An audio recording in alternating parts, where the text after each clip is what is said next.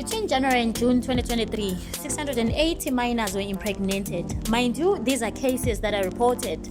How many cases go unreported? What does this mean for the safety of the girl child? Greetings, Salibonani, and welcome to the Girl Safe Podcast. I am your host, Bekezela Mguni. So in my podcast today, I'm talking to Opal Sibanda, who is a human rights lawyer and a child rights expert. I am also talking to Sinqobizitha Nyathi from BetterMan Foundation organization to hear their views around the story yokumithisa kwabantwana abayi 680. Mind you, these are children between the ages of 10 and 14.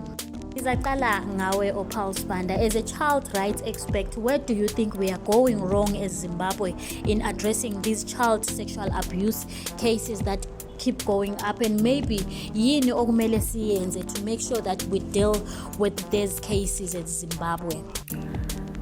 It is quite worrying that a recent study revealed that between January and June 2024, 680 girls were impregnated, a statistic that underscores a grave crisis in our country's handling of cases of sexual abuse. Firstly, this alarming figure highlights a systemic failure to protect our young girls. The sheer number of cases indicates that sexual abuse is not only widespread but also largely unchecked. One of the critical issues is the lack of stringent enforcement of existing laws. Despite having laws that criminalize sexual abuse and protect children in Zimbabwe, implementation is often weak. Perpetrators frequently evade justice due to various issues such as corruption, insufficient training of law enforcement, and societal attitudes that often blame the victim rather than the offender. Moreover, there is a glaring inadequacy in our support systems for victims. Many girls do not receive the necessary medical, psychological, and social support following abuse. This lack of support can lead to a cycle of trauma and further abuse. We therefore need a robust framework that not only provides immediate support to victims, but also helps them reintegrate into society, ensuring their right to education and a future free from stigma. Another critical area where we are failing is in education and awareness. There is an urgent need for comprehensive sex education in schools that includes information on consent, bodily autonomy, and the legal ramifications of sexual abuse.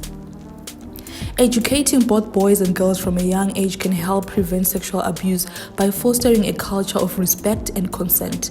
Additionally, community outreach programs are essential to change the pervasive cultural norms that often silence victims and protect abusers. The role of the community cannot be understated. There is a dire need for collective responsibility in combating sexual abuse. Communities must be empowered to report cases of abuse without fear of retribution. Traditional leaders, religious figures, and community influencers must be involved in creating a supportive environment that encourages the reporting of abuse and supports victims. Furthermore, the government must prioritize funding and resources towards combating sexual abuse. This includes better training for police and judiciary officials, creating safe spaces for victims, and ensuring that there are swift and severe consequences for offenders. International organizations and NGOs can also play a significant role by providing expertise, resources, and advocacy to strengthen national efforts. In conclusion, I would say the high number of impregnated girls between January and June 2024 is a stark reminder that we are not doing enough to protect our children from sexual abuse. It is a call to action for all of us, government officials, community leaders, educators, and citizens, to take a stand against this atrocity. We must work together to create a safe and supportive environment for our children, ensuring that perpetrators are brought to justice and victims receive the care and support they need to heal and thrive.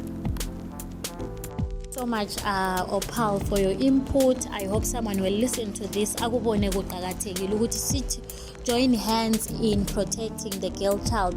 Sinqobizitha, what are your thoughts on the 680 minors that were impregnated between January and June 2023? What should be done to protect the girl child and make sure the boy child respects the girl child? Good morning, Maggie. This issue of the 680 minors who were impregnated between January in June 2023 is very concerning.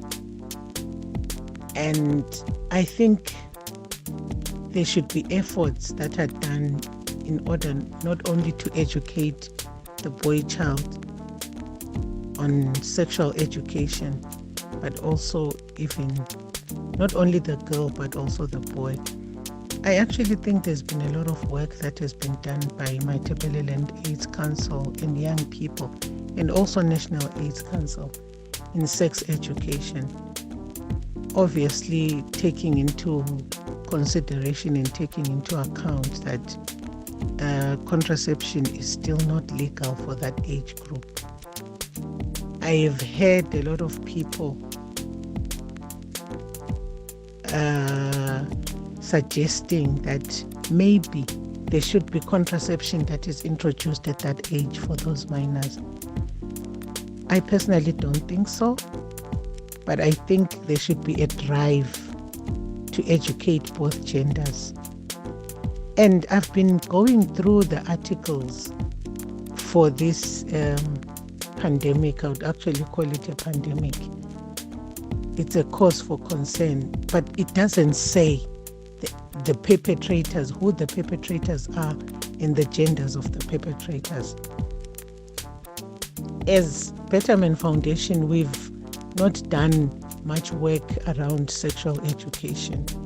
Probably we should have, to complement the efforts that have already been done by other young people's organizations, especially on sexual education, but also on the law and what the law says on impregnating minors. I am very interested, and unfortunately I've been trying to look around to actually see if there's any way or an article that speaks to or speaks about who the perpetrators are and what their age groups are. That is actually what I would like to find out, because I think there should be an inquiry. Who impregnated these 680 minors and what are their age groups? Because there is law for child protection and there's been amendments to the law for child protection in the last month and in the last years that actually says if you sleep with a minor, you'll be prosecuted. And the amendment is actually making these regulations very strict. Unfortunately, I think by this time when this was happening, that bill had not yet, or is not even yet, passed into law. But now you see, if it's minors impregnating each other or young people of less than 18 years impregnating each other, it becomes a bit of a problem. So I am very interested, and I think there should be a commission of inquiry on who has impregnated these girls and what are their age groups. Over and above that, there should be effort, more effort, not only by non-governmental organizations, but by the government, to actually bring young men, boys and men to the table when it comes to sexual relationships with female, and to educate them also on contraception, but also to educate them on the law and what the law says about having sexual intercourse with minors and what stands to happen to them when they have sexual intercourse with minors. I personally also see that there is a lot of effort that has gone into educating females, young girls, when it comes to their bodies and their sexual health. But maybe we're not, maybe even the organizations that have done the work have not reached these areas. These areas are not really prominent areas where these 680 minors are coming from.